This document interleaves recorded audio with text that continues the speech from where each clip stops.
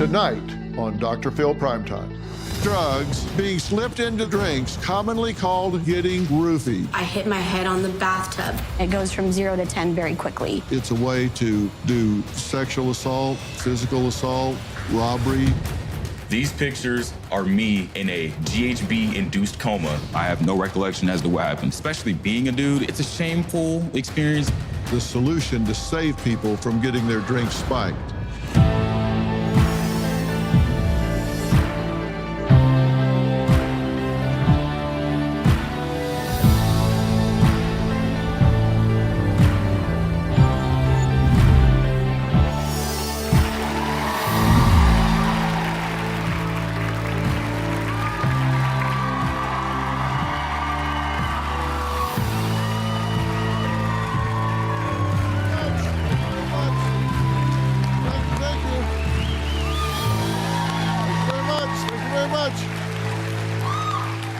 Well, imagine going to a party or a bar and then waking up the next morning without your car keys, wallet, phone, or any recollection of how you got home.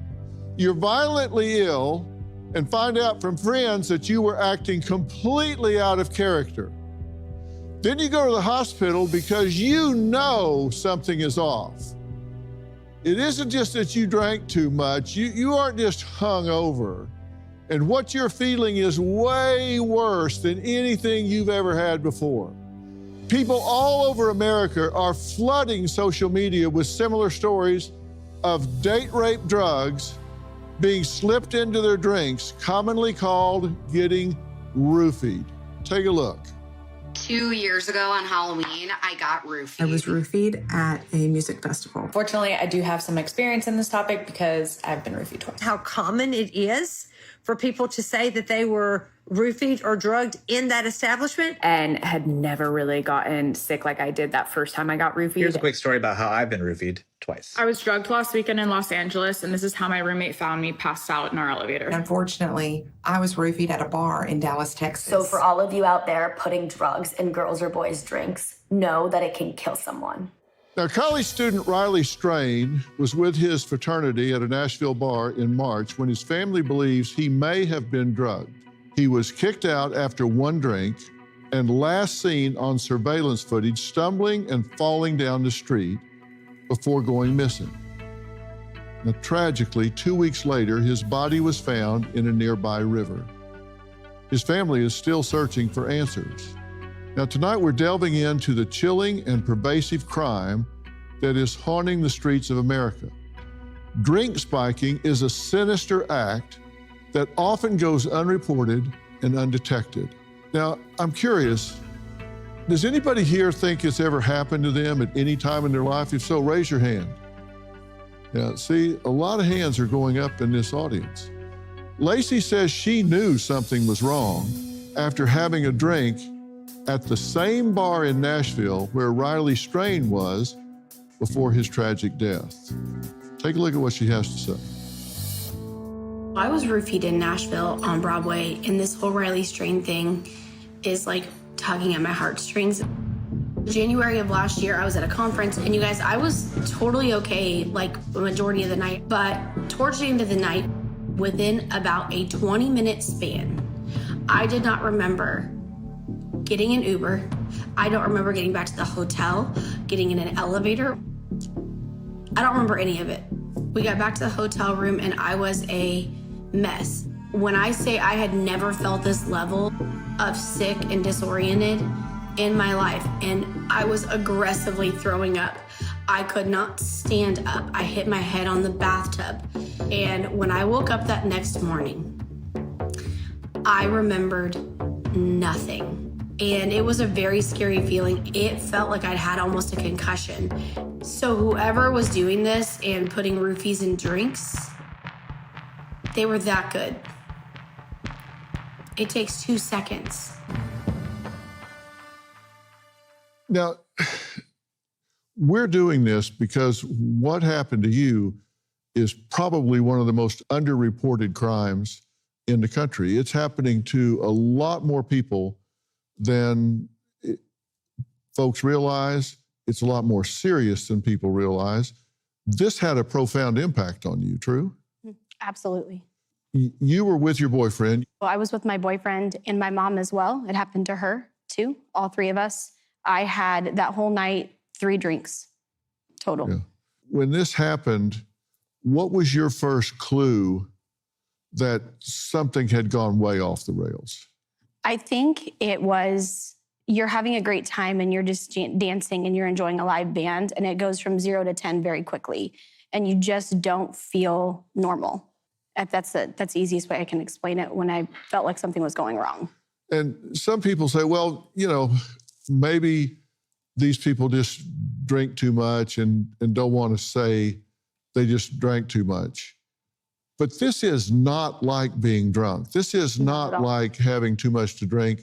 And the aftermath is not anything like a hangover, right? And not at all. I don't think it's normal to black out and not remember anything, to feel like your body feeling like you almost got hit by a car.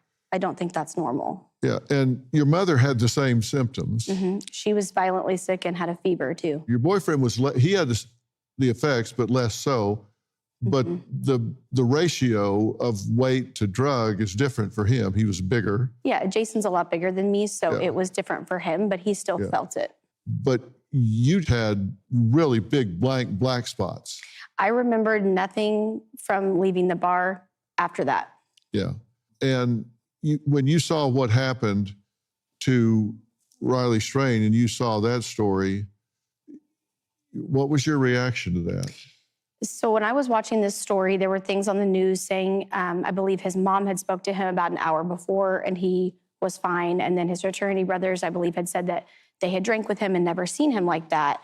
And when I saw that video of him falling down and hitting his head, it reminded me of when I had, my boyfriend had said I fell and I hit the bathtub. And he looked so much more than just intoxicated to me, which is what prompted me to make that video. Yeah. And when you put the video up, what kind of reactions did you get? I had no idea I would get the reactions I did. There were over 2,000 people in the comment section saying the exact same thing. Weirdly enough, at the same exact bars have happened to them. And I can tell you, and you probably know this now from the research, but there are identified hotspots around the country where there are times, there are locations, there are circumstances where this occurs more than others. So there are danger zones. And some people on your comment section talked about, well, this just happens for fun. People do it for fun. Was it funny? It was not funny. It also happens for really sinister reasons. Mostly it's to incapacitate women so they can do whatever they want to. It also happens to both men and women so they can get incapacitated. Then they can use their phone and open it with their facial recognition. And now they're into their bank accounts, their credit cards. They empty all of those. I mean, it's a way to do sexual assault, physical assault, robbery, identity fraud. Absolutely. And that's why this is such a serious sort of thing. And you've got to wonder, who does this? What kind of moral compass do these people have? Do you have any idea who did this to you? I have no idea. There was a man at the bar buying drinks for people. But when I read the comment section and found out how often it was happening at the same bars, that seemed a little too easy to think it could have been him. And it makes me think it's someone that's there consistently. Yeah. Coming up, we're going to talk about a man who says he got a real shock when it was him that got drugged while he was supposed to be protecting his female friends. Like I say, it doesn't happen to just women. And because of all the reasons I said, sexual assault, robbery, this is a serious crime, and nobody seems to be doing much about this. Police don't react. Hospitals don't react. We're going to talk about this when we come back.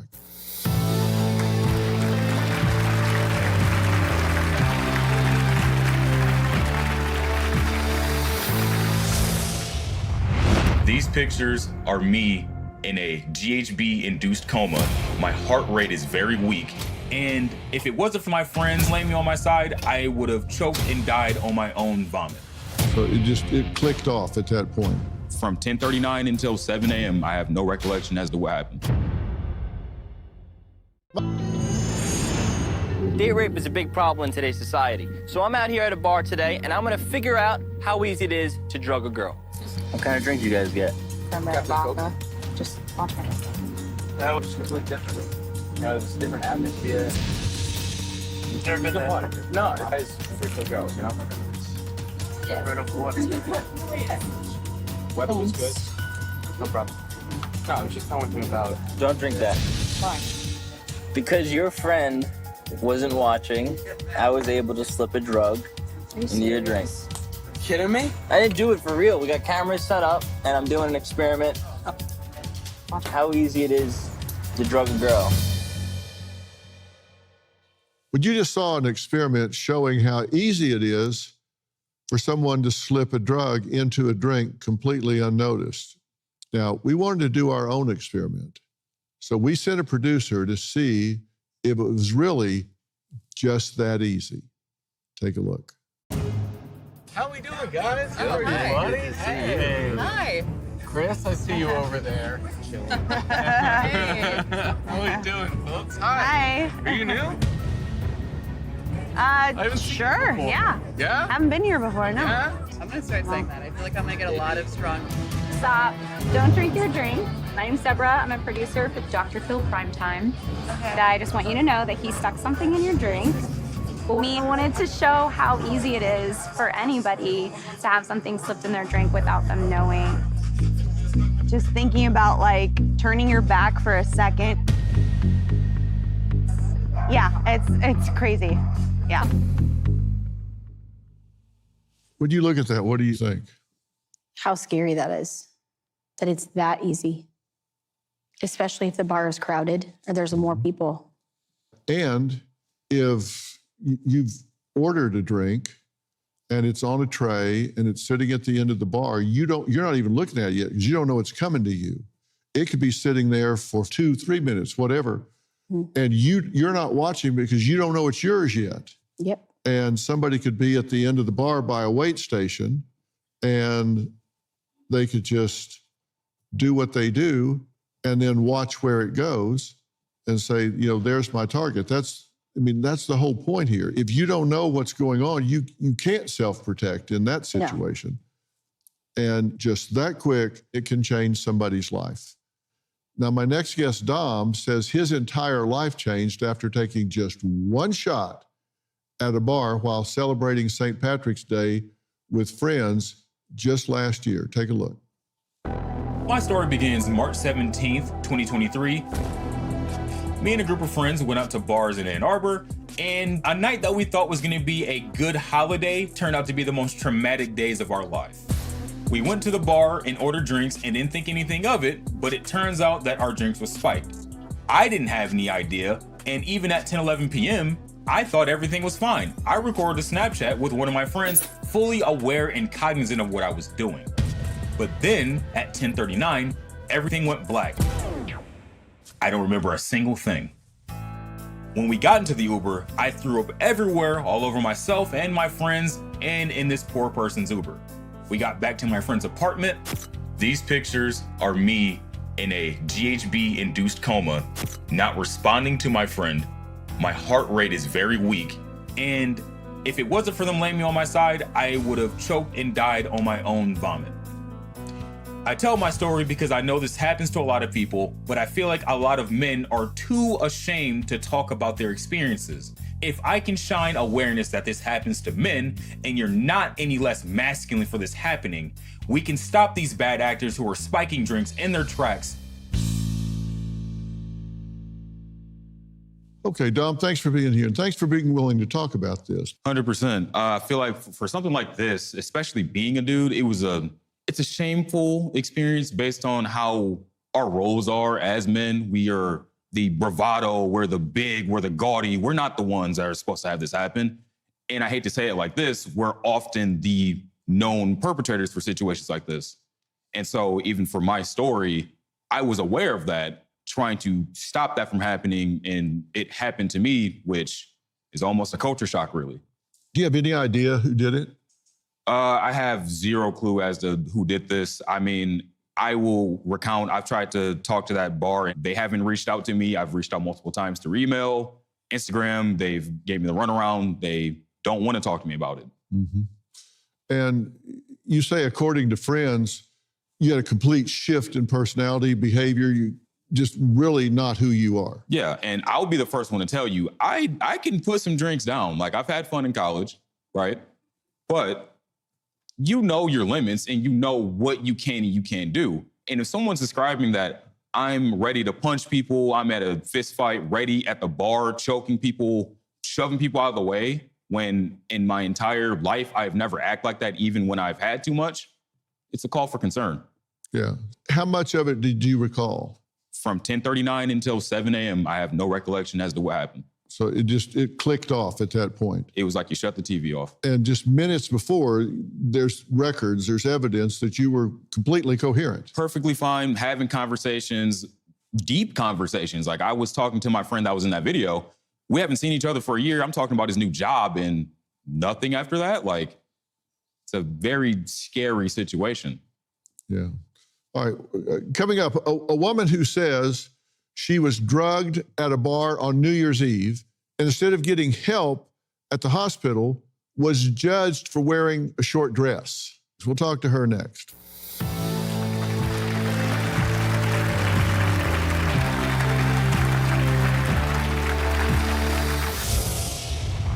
The hospital suggested I go to the police department, so the very next day I tried to file a report, and they turned me away because I hadn't been assaulted. Well, what about the crime of being poisoned?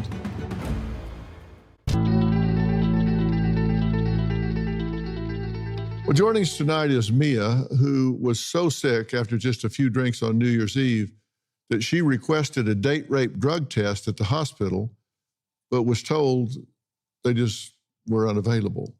Mia, how dismissive were they about this whole thing? They were incredibly dismissive. They really just tried to convince me that I had been drinking too much and that perhaps that was the reason that I had felt so ill right away. It was New Year's Eve. Obviously, it's a busy night in the hospital, for one, and there are a lot of people like myself who want to go out and have a good time. I was, dressed up nice to go out with my friends, and I think they just sort of gave me a once-over and said, yeah, well, whatever happened is probably on you. We actually have a copy of your provider notes. This is on 1/1/23. It says, she did again request testing for possible poisoning of her drink. I advised her we cannot test for GHB and drug testing at this time is not indicated, giving her clinical sobriety and stability. So what were they telling you?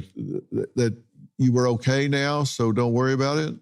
So when I got to the hospital, I was still fading in and out of consciousness and essentially had the chance to sleep off the drugs in the hospital. So when I awoke, I had asked for a drug test again, and they kind of brushed me off, said, we're not really able to do that. And they just said that there wasn't really a need to.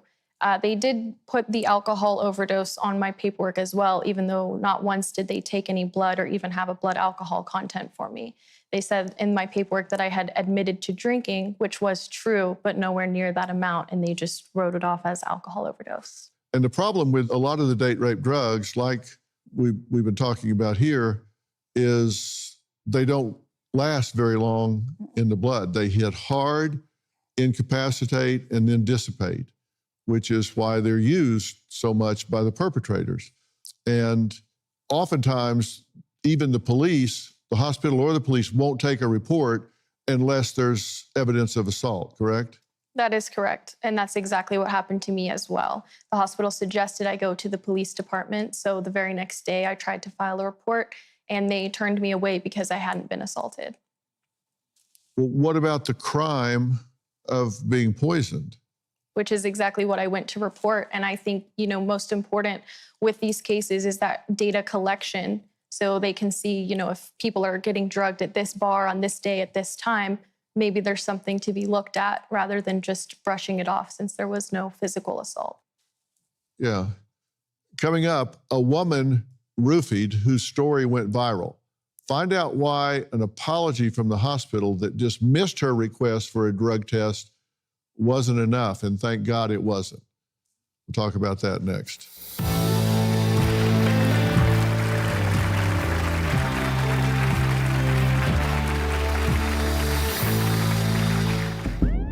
People are surprised to learn that we actually don't test for roofies in the emergency department. Every hospital is different in the things that they carry. If someone was really, really sick and not waking up and required admission in ICU, then they might be able to add on that test, but it's typically a specialty test and they only run it at certain labs. Like, that is not a routine blood test that we would perform at the hospital. Tom Homan, the newly appointed border czar. A lot of people are saying you are a cold-blooded, uncaring hard ass. I care about people. I'm not anti-immigrant. I'm anti-illegal immigration because I know what happens. I stood in back of a tractor trailer and 19 dead people at my feet, including a 5-year-old boy who begged for his life. Well, Brindley is a college student from Boston who felt certain she was roofied, but denied the date rape drug test at the hospital. I am a third-year public health student at Northeastern University in Boston, Massachusetts. In the fall of 2022, I was actually roofied off campus, and as soon as I realized, I went to Mass General Hospital emergency room to get tested for date rape drugs. I got roofied Saturday night. I get to the ER, the doctor asks me what happened, I tell her all of the info. She goes, unfortunately, because you weren't sexually assaulted or raped, we can't test you for any date rape drugs. And she literally has the audacity to go, since there was no criminal activity involved. Tell me why drugging someone isn't considered criminal activity in a hospital setting. I posted about my experience on TikTok. People would reach out to me through my comments and messages and DMs telling me about the same or very, very similar stories that they've been through with date rape drugs and testing. This is what propelled me to actually work with Mass General Hospital to make some protocol changes in their emergency and toxicology departments. This was only the beginning. After this, Senator Paul Feeney of Bristol County in Massachusetts reached out to me saying that he wanted to make some sort of legislation to push the change that I'm looking for and make sure that nobody goes through my same experience. That was the creation of Bill S-1371, which has since, as I've heard, inspired other states to kind of create the same or very similar legislations. It's super exciting and rewarding to know that I'm helping this amount of people. Okay, Brindley, thanks for being here and talking about this. And you've been talking about this a lot. We'll get to that in a minute. But first, let's talk about what happened, because this was at a private party, right? Yes, it was. So somebody handed you a seltzer when you got there. Somebody gave me a drink. It was like a trusted friend. It was closed when she gave it to me. And I'd been drinking it throughout the night and had just been like leaving it on a ledge. Like I wasn't being super safe with it, but it was also like a friend's house. So I wasn't really thinking about it too much. And then the last thing I remember is falling asleep. Yeah. And you were still on the first seltzer you were given. Now, when you asked the doctor for a date rape test, they said no because I wasn't sexually assaulted or raped. She said, why would you even want to get tested if you weren't sexually assaulted or raped? And that's when I kind of pushed back and was like, well, why wouldn't I? You know, like I was essentially poisoned. It's still criminal activity just because I wasn't dually violated sexually and physically. And they were just like, we're sorry, we're going to have to discharge you and we can't test you. Well, they went to get a doctor at one point, left you sitting there for an hour and a half, right? And your school health insurance did cover a urine test. And so they did test for Rohypnol, which is the roofie drug. Yeah. And it came back positive. So you, in fact, had confirmation that you had been drugged. Yeah. Okay. What'd you do then? After that, immediately after I posted that video on TikTok, you could see me pacing in the video. I was so upset. And then that's when like pretty much my entire life just changed after posting that video. So you started advocating for a policy change in the hospital's ER and toxicology policies, right? Yes, yeah. So I worked with the patient advocacy with a woman on the team. And I worked with Mass General, their toxicology and emergency departments to change their date rape drug testing policies. It took a few months, but eventually they let me know that they now do offer date rape drug testing for people in both Mass General and Brigham and Women's without sexual assault or rape as part of the case. And they also have implemented new trauma-informed care in their emergency department. So victims who do think they've been roofied or have been roofied will receive equal amount of resources and help. Mm-hmm. And Mia, you did something similar as well. You started a petition to get the police department to take these things more seriously. Yes, I did. After I had also posted on social media about my experience at the police department, I had many people, primarily women, but some men also reaching out to me saying that the same thing had happened to them. And sadly, a lot of their cases were more serious than mine. You know, they weren't lucky enough to be with a friend who was kind of watching their back and looking out for them. So I did start a petition calling for the local police department to be taking these reports and to go back and reach out to these people that had tried to make their reports and been denied. Yeah. And you actually got a bill underway, right? Yes, yeah. I'm working with one of the senators in Massachusetts. We created a bill, Bill S-1371 of Massachusetts, and it's basically changing the date rape drug testing protocols in Massachusetts. So we are offering a $300,000 bulk allocation of testing strips across bars, restaurants, and nightclubs in Massachusetts, changing date rape drug testing protocols across all hospitals in Massachusetts so people don't have to be sexually assaulted and raped, as well as a public health task force so we can keep track of the data much better and be able to know like what's happening and like how many people are coming in to get tested. And then, of course, trauma-informed care in the emergency departments. Yeah, so important. All right, coming up, a woman determined to come up with a solution to save people from getting their drinks spiked. We're going to meet her next.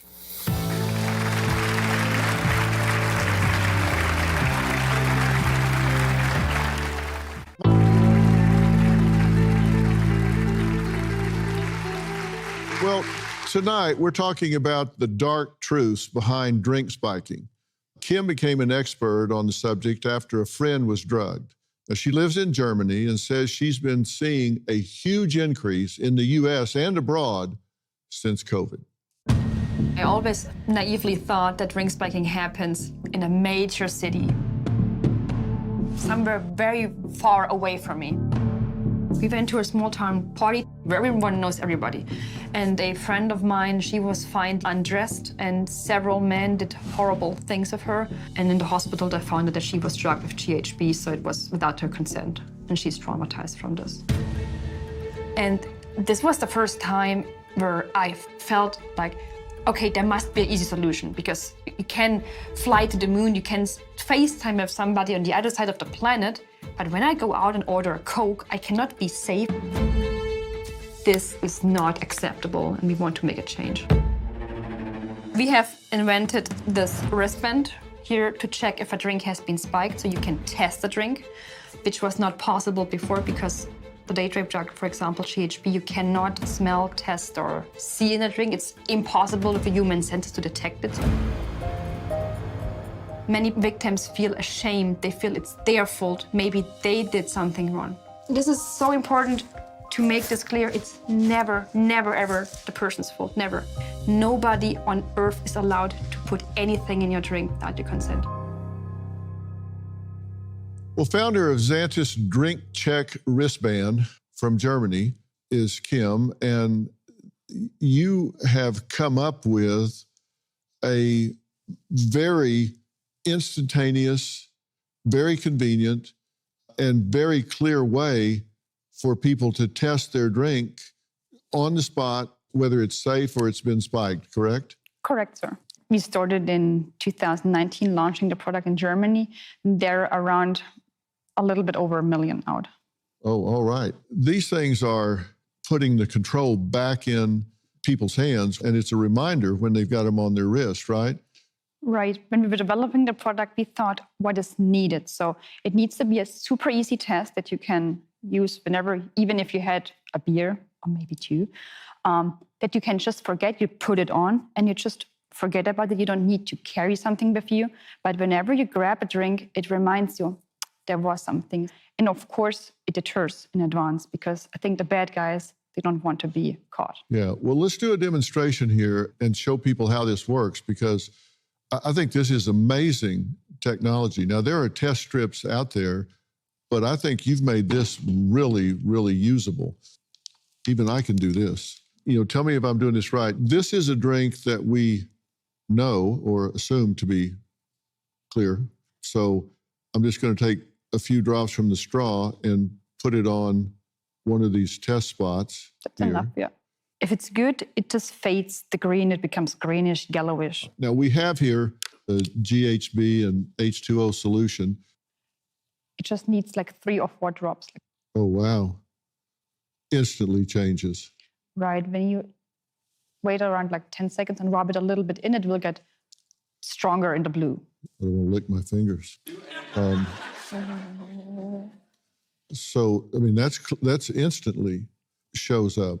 So somebody in a club, a private home, whatever, can put that on there. Now, this tests for GHB, right? Yeah, liquid ecstasy, correct. Okay. So somebody can wear this, they're in a club, can put a few drops on there with their finger or their straw, and it shows up real clear. Are y'all seeing this clearly? How fast it shows up.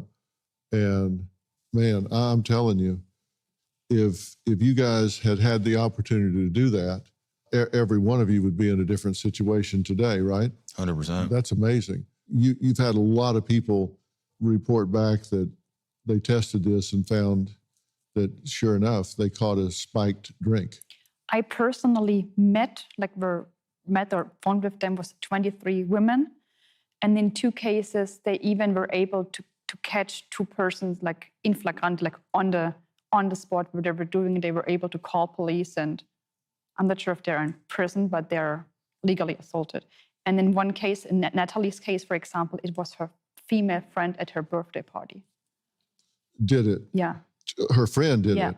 Out of not thinking it through, but out of just being in this. Yeah. Yeah. What a friend. Yeah. What a friend. It's the wrong word, friend. All right. Coming up, what to do if you suspect your drink was drugged. We'll talk about that next.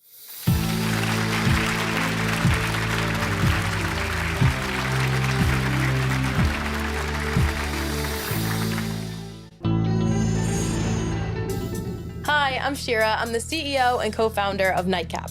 And I'm Michael. I'm the co-founder and president, and also Shira's brother. Nightcap is the drink spiking prevention scrunchie. You can wear it in your hair or on your wrist, and when you go out to the bar, you pull out the cover from its pocket, place it over the top of your drink, and pop in a straw. I thought of Nightcap after a friend of mine was roofied. We then got the opportunity to go on Shark Tank and got one of the fastest deals in the show's history with Lori Grenier. What we've noticed is that this problem goes unreported way too often.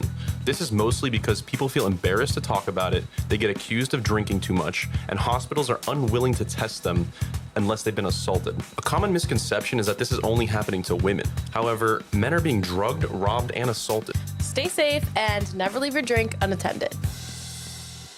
Well, tonight, my guests say they were vomiting, disoriented, out-of-body experiences, stumbling, in and out of consciousness, blacked out memory, after what's commonly called getting roofied. These drugs are powerful, they're quick, they don't stay in the blood very long, so sometimes if you delay and get tested, there might not be anything there. You know, there are some ways to fight this back. Another technique is this scrunchie that you can wear these like a ponytail or on your wrist, and you can pull this little thing out, and it has, this is called Nightcap, and I'm sure I'll spill this all over you, Kim, time I get it on here. But you just put this on top of your drink when you're out somewhere, and then it's got a place for the straw. It makes it more difficult for somebody to put something in there. Mia, you don't like this. I can definitely appreciate that they are really good measures to try and keep yourself safe. I think it can sometimes impede on a night out when you have to make sure that you have all of your safeguards before you go and enjoy your time is the only thing. I think they're great to prevent that from happening. It just is really unfortunate. Yeah, you shouldn't have to do it at all. So I want people to know what to do if you think that you've been roofied. Talk to a trusted friend immediately, because you may not have your full faculties back about you. Talk to somebody that you can lean on at that time. Quickly drink plenty of water, because anything you can do to dilute this in your system helps you. Note the time that it may have happened. You got it down to 10 or 12 minutes, a window that this kicked into you. Yeah, and honestly, I kind of got to thank social media for that, because, you know, you want to take videos and everything. And in my case, it quite literally is the reason why I got to safety, because I thought I was having fun, but now I have a timestamp and I know exactly what happened, and it's empirical. Yeah, and that helps you bracket down if you're going to look for suspects and that sort of thing. And you do want to alert the club, the event, or bar management, because as you bring about things like you're doing that have inspired other states to do the same thing, accountability is going to start ratcheting up. Shows like this are going to get people saying, because I'm telling you, if I owned a bar and I was watching this broadcast, I'd be having a staff meeting the next day saying, hey, guys, we need to go on watch. My final thoughts when we come back.